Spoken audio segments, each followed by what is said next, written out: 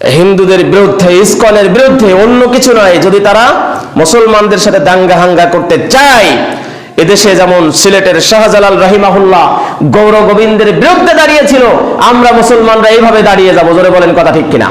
ISKCON হিন্দুরা 10% মুসলমানদের উপরে যেভাবে যা করতেছে, আশ্চর্য বিষয়, যদি ওরা 45% হতো তা আমাদের বাস করতে দিত না এদেশে। এখন বর্তমান দেখতেছেন ইসকন। আমি কিন্তু খুতবায় বলেছি প্রথমেই যে খুতবা কিন্তু শুধু একটা বই থেকে দেওয়ার কিছু নয়। খুতবা হচ্ছে চলমান বিষয়, সমাজের উপরে, দেশের উপরে, আন্তর্জাতিকের উপরে খুতবা হবে, বক্তব্য হবে। ইসকন নামে যে হিন্দু ও সম্প্রদায়ের যে জঙ্গি সংগঠন, এটা যে কতটা তৎপর এদেশে করছে, কয়েকদিন আগে, 2 দিন আগে আমাদের প্রিয় ব্যারিস্টার আইনজীবী সাইফুল ইসলাম ভাইকে তারা হত্যা করে দিয়েছে। আর এই ব্যাপারে অনেক মুসলমানের মন এখন তাদের দিকে রয়েছে, সাপোর্ট। আল্লাহ কিন্তু এই মুখেরটা নেয় না, আল্লাহ নেয় কোথারটা? অন্তরেরটা।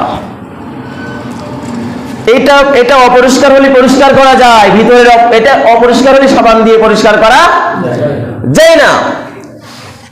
ওইটা যদি পরিষ্কার করতে হয়, কোরআনে বলা হয়েছে কদ আফলাহা মান যাক্কাহা ওয়া কদ খাবা মান দাসসাহা ওয়া যাকারা ইসমা রাব্বিহি ফাসাল্লা। অন্য সূরা এটা, ওয়া যাকারা ইসমা রাব্বিহি ফাসাল্লা।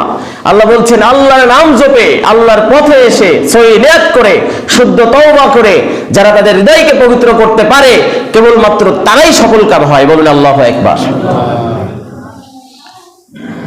প্রিয় ভাইরা, ইসকন এই জঙ্গি সংগঠন, এরা বলতো মুসলমানেরা হচ্ছে জঙ্গি সংগঠন। মুসলমানরা জঙ্গি সংগঠন হয়? এদের মতন আরামে, এদের মতন সুখে বাংলাদেশে কেউ ছিল? এই মুসলমানেরা, মাদ্রাসার ছাত্ররা, ভালো ভালো পরেশগার মানুষগুলো, ছাত্র শিবিরের ছেলেরা গিয়ে ওদের মন্দির চকি দিলে, পাহারা দিলে, দিয়ে ওদেরকে হেফাজত করলো, নিরাপত্তা দিল। অনেক কাল 3 দিন 4 দিন আগে একটা পুলিশ ভাই বলছে যে আমাদের তো গেট তালা মেরে দিয়েছে এই পরিবর্তনের পরে।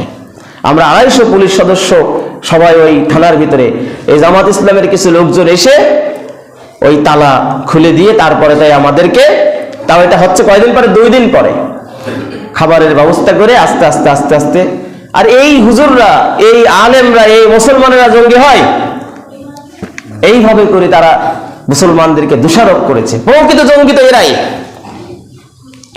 এই জন্য হিন্দুদের বিরুদ্ধে, ইসকনের বিরুদ্ধে, অন্য কিছু নয়। যদি তারা মুসলমানদের সাথে দাঙ্গা হাঙ্গা করতে চায়, এদেশে যেমন সিলেটের শাহজালাল রাহিমাহুল্লাহ গৌর গোবিন্দের বিরুদ্ধে দাঁড়িয়েছিল, আমরা মুসলমানরা এইভাবে দাঁড়িয়ে যাবো। জোরে বলেন কথা ঠিক কিনা? গৌর গোবিন্দ অনেক ফাঁদ পেতেছিল শাহজালালের বিরুদ্ধে। গৌর গোবিন্দের একমাত্র শক্তির উৎস ছিল কি জানেন? কালো জাদু। কি জাদু? কালো জাদু। এটা ছিল শক্তির উৎস। সে কালো জাদু করত এমন ভাবে যে তার সাথে যারাই, যে সকল মুসলমানেরা জিহাদ করতে আসতো, দুর্বল হয়ে যেত। নদীর উপরে সে ধোঁয়া সৃষ্টি করত, কালো কালো ধোঁয়া সৃষ্টি করত।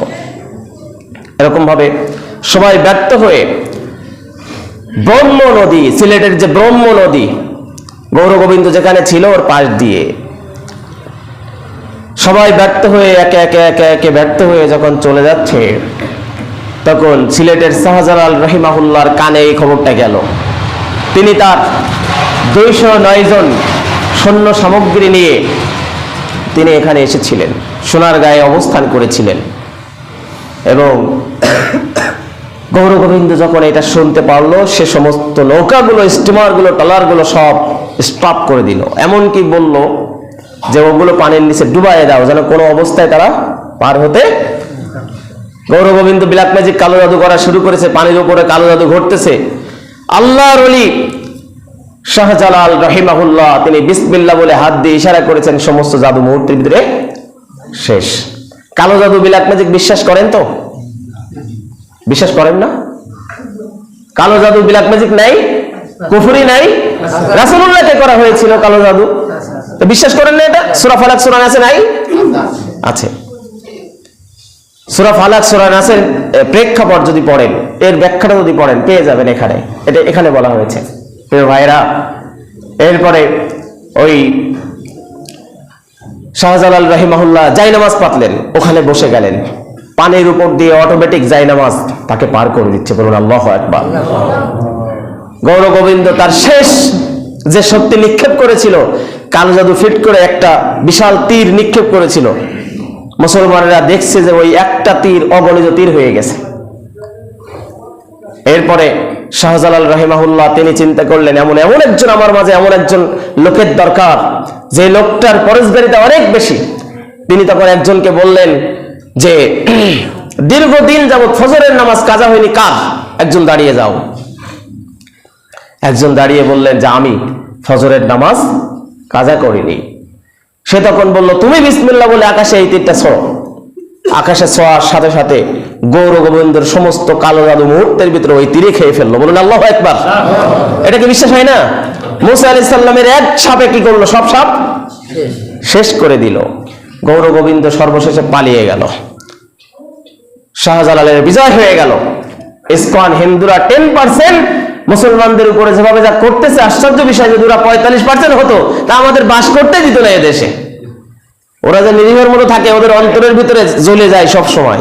এখানে বাসা বাঁধে তারা, এখানে বাসা বাঁধে বিভিন্ন কথা, বিভিন্ন কিছু। মুসলমানদের হিন্দু হয় না কারোর বন্ধু। এরা মুসলমানদের বিরুদ্ধে কথা বলে দিয়েছেন কে? আল্লাহ। কাফের কি কারো কোনো মুসলমানের বন্ধু হয়? বলেন, মুসলমানের বন্ধু হয়।